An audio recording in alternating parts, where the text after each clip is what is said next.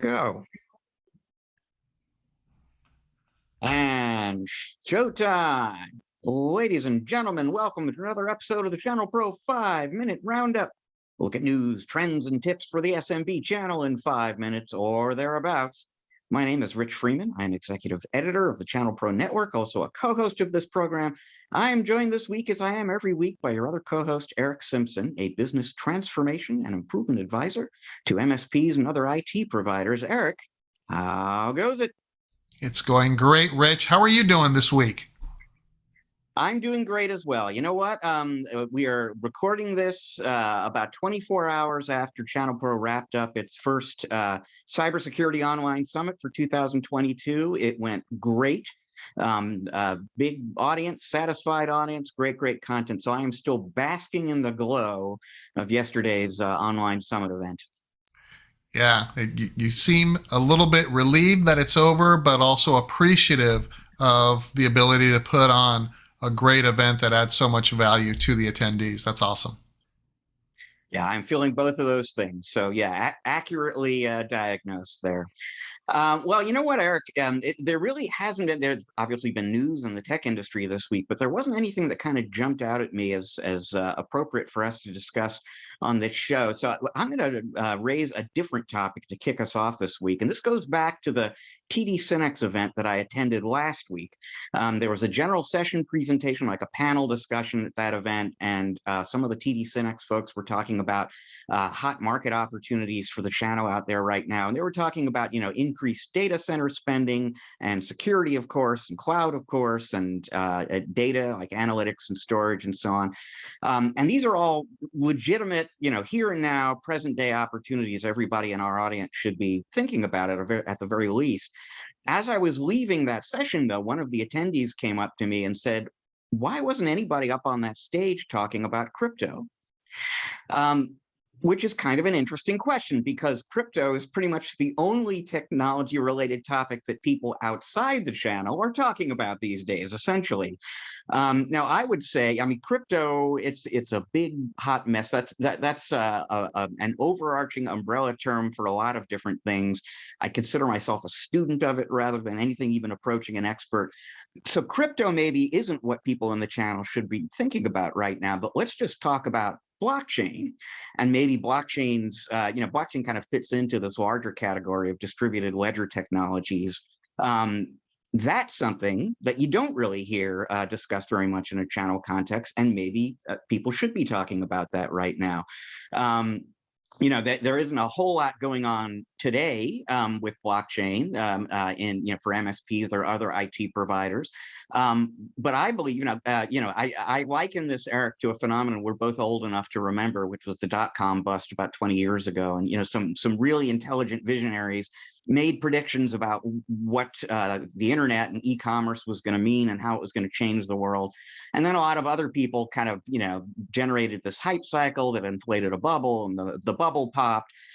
But 20 years later, a lot of those original predictions did in fact come to pass. And sooner or later, I think a lot of the initial predictions around blockchain technology will in fact come to pass. It will have a meaningful impact on the technology industry. And just to spin out some ways that, folks in our audience might actually even, today begin to leverage blockchain a little bit. Acronis, for example, has been using blockchain for years at this point to verify the integrity of its backups. They take a hash of a backup file, they put it on the blockchain. If you're trying to restore that file later, they take a hash again, compare it to the one on the blockchain. If they match, then it's data good. If you are serving customers in the legal industry, as a lot of MSPs do, you can imagine scenarios where they would care a great deal about being able to verify the integrity of important files that they have. They could use a similar kind of system, do a similar thing to what Acronis is doing. You can imagine blockchain being useful in terms of reducing supply chain fraud, fraudulent orders. It would be harder to get away with that if all of these transactions were recorded on a blockchain. So there are near-term opportunities to use this technology. There are longer-term opportunities coming as well. I don't hear or see a lot of folks in the ChannelPro audience doing this, talking about this yet. And so I guess my question to you, Eric, as a former MSP yourself, is How early is too early to get in on an emerging technology like blockchain? Should folks who are not thinking about it today start thinking about it? Yeah, it's a great question, Rich. And before I dive into that, you waxed poetic about everything that led up to the .com bubble bursting and all that, and I just kept thinking of parallels to crypto right now, right? Because we're seeing the same thing. We've got these industry experts and pundits, promoting this, and we're seeing it, rise, and we're seeing it burst a little bit and rise and burst, and I think the same outcome will happen with crypto as happened with the internet. There will be long-lasting positive effects, but going to be a little bit of a bumpy ride for a lot of us along the way. And, I look at the promise of blockchain from a couple of different angles. I do dabble in cryptocurrency, but when I'm looking at cryptocurrency myself, I'm actually making judgments around the underlying technology, the blockchain technology, more than I am the hype and, what kind of fuzzy animal might happen to be on the token, if you will, right? So I think that blockchain technology will definitely impact MSPs and everyone on the planet over time. And I think diving in early means right now it's still such an emerging technology that you've almost have to be as savvy with the technology as a programmer would be in building applications and things like that with financial, or event-driven outcomes. So there's not a ready-made toolkit, right, for an MSP to say, oh, I can automate and I can encrypt and I can confirm activities right through blockchain technology, and I can simplify or strengthen my processes and meet some sort of reporting obligation or compliance need and things like that. I don't think that there's a simple way to do that now. How I think that this will impact MSPs the most quickly will be through the vendor channel, through the supply chain. You mentioned Acronis. There are other vendors out there that are introducing and leveraging blockchain technology to improve and secure and confirm transactions, if you will, or activities within their systems. I can see that rolling out to RMM solutions, to PSA solutions, to any kind of platform that requires some sort of handshake confirmation or some sort of event-driven activity, just because cyber terrorism is forcing us to look at that in a uniquely different way. I think another way that blockchain can impact MSPs maybe sooner rather than later also is because of its smart contract ability, where you can actually set up smart contracts now on blockchain platforms, so that, for instance, if you're delivering a project for a client, you could say, well, based upon, these triggers, it could be event-driven triggers, or it could be, something else like a phase of a project being completed, then automatic financial transactions occur, right? And so we're sidestepping like credit card processors and things like that. So we're bringing the cost of these transactions down. And I think that's the promise that a lot of folks see. And it's scaring a lot of the typical financial institutions, right? Especially credit card processors and things like that. I think they'll be adopting blockchain too. But if we can create smart contracts between you and I, Rich, for services back and forth, then we're pretty much operating independently of the financial institutions. We're confirming those transactions, and where the money ends up going, is secondary at that point, right? So I think there's ways to look at blockchain in a strategic way, and maybe, like I say, a little bit, too early for the majority of MSPs. But I think as it becomes a more accepted type of technology and sheds its kind of cryptocurrency baggage, if you will, looking at the blockchain technology just purely for what it can do for us, I think that'll help accelerate its adoption into our industry. there are risks to being on the bleeding edge of anything, but with risk can come reward as well. And so I suppose if there's any kind of closing thought about this topic, it's just it may very well be way too early to be adopting anything blockchain based for most MSPs out there right now.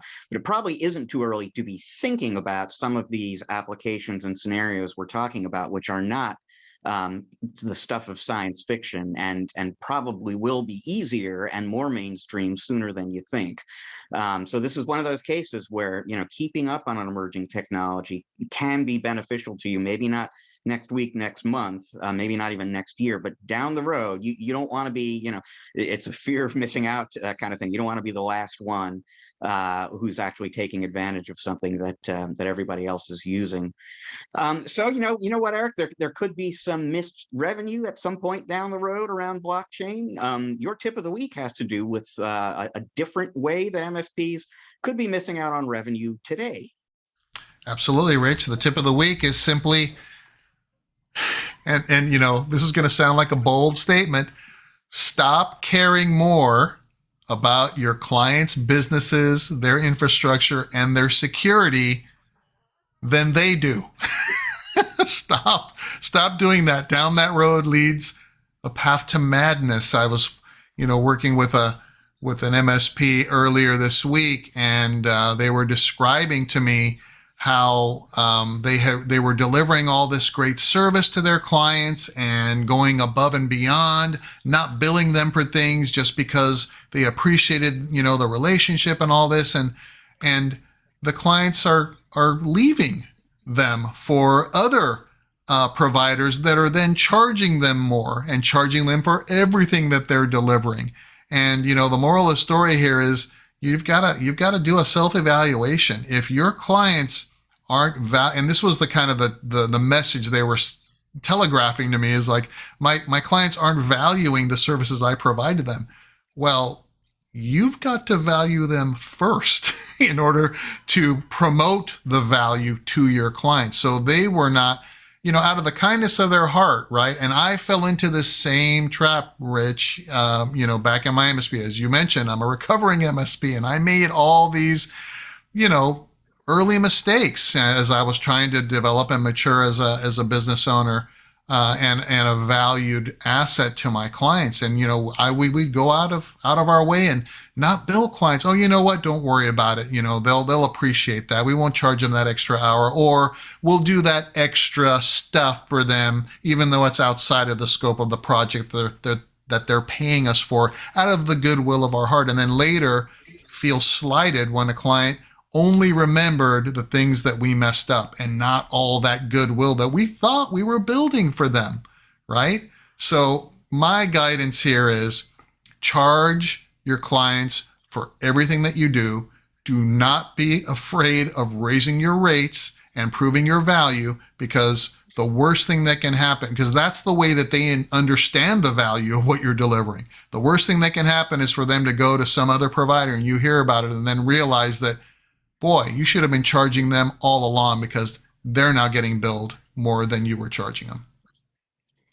It's funny. This reminds me of a woman I used to know who had like a dog sitting business, and she decided that she was going to be the high price leader in her market. She kind of went online and looked at what others were providing and charged more than any of them, because she knew correctly that people with the budget to spend that kind of money would assume that because she's the most expensive, she must be the best. And it actually got her a lot of business. And conversely, as you're saying, if you're not charging for something, the message you're sending is it's not worth anything. So it's an admirable impulse. It really is. I can identify with that idea that I'm watching these people do something foolish and they're going to get hurt, and so I'll just do the little bit of extra work for them. I won't charge them for it. It'll probably pay off for me down the road. And I hate to watch them kind of, wander to the edge of a cliff or something here. But yeah, it's the kind of thing that's rarely going to pay off for you down the road the way that you hope it will.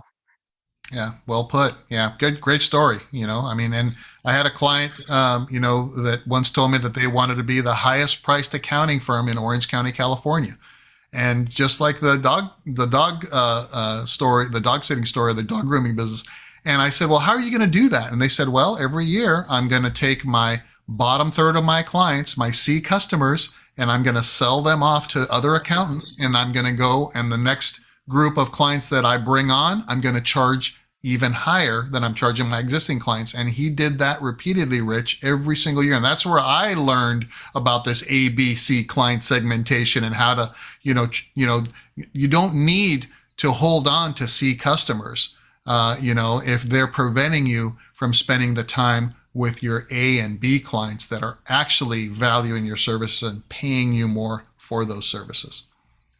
It is a counterintuitive pricing move, but one worth considering. And it leaves us time with just time for just one more story this week. Now, Erica, I am somebody who has both Rickrolled others and been Rickrolled by others. I don't know what your experience with Rickrolling is. I find it strangely amusing for some reason or other. For folks who are not familiar with it, Rickrolling is when you click a seemingly innocent link somewhere and it sends you to a video of Rick Astley's video from the 1980s singing Never Gonna Give You Up. There was a stunt involving Rickrolling performed in Dallas just within the past few days here. A digital content creator named Jared Gines, I may be mispronouncing the last name, who's apparently best known for his epic Nerf battles events. He teamed up with a company in Fort Worth called Sky Elements that does drone shows, basically, in the sky. And what they did was take a whole bunch of drones, put them up above Dallas in the shape of a QR code. And when people scanned the QR code, they got Rickrolled. So it's like the biggest, most epic Rickroll example in history, essentially, as we know. And like I say, I am amused by Rickrolling, and so my initial reaction to the story was to be amused by the creativity of this stunt and its use of drones. I will say, though, that my ChannelPro colleague James Gaskin, who, by the way, lives in Dallas, pointed out another and important angle on the story, which is that some rando puts a QR code in the sky above Dallas, and hundreds, thousands of people scan it. Turned out okay, but it reminds me of that Super Bowl ad, speaking of crypto, for Coinbase, that was this bouncing QR code that millions and millions of people scanned. They didn't know what it was going to be doing to their phone or what have you. Just a little reminder, folks, that you need to tell your customers, don't click or scan, rather, a random QR code. Don't do it. We know for a fact that attackers are weaponizing QR codes these days. If you don't know the source, don't scan the code, even if it's code in the sky made by drones. Yeah, I immediately reacted in my mind about that. Oh my goodness! Now, here the crypto, or I'm sorry, the cyber criminals now have another way to say, oh, let's do something unique, and we'll throw our QR code and do, and just drive-by attack or infect, the phone device now and whatnot. I mean, yeah. But yes, I resemble that Rickrolling experience, Rich. I have also participated on both sides of the Rickroll phenomenon that seemingly will not die. We're just finding new, unique technology ways to keep Rickrolling alive. That's what I love best about the story. That is the bright side of this story. Yes, indeed. Well, folks, that is all the time we've got for you on the 5-minute roundup this week. We're going to be back again next week with another episode. Matter of fact, there's a chance that Eric and I will be physically in the same place next week. We'll see if that works out. But thank you very much for joining us this week. We are both a podcast and a video. If you're watching the video, but you like podcasts, go to your favorite podcatcher, whether that's Google or Apple or Spotify or Stitcher. You're going to find us there. You can subscribe to us there, rate and review as well, which will make it easier for other folks with similar tastes to find the show too.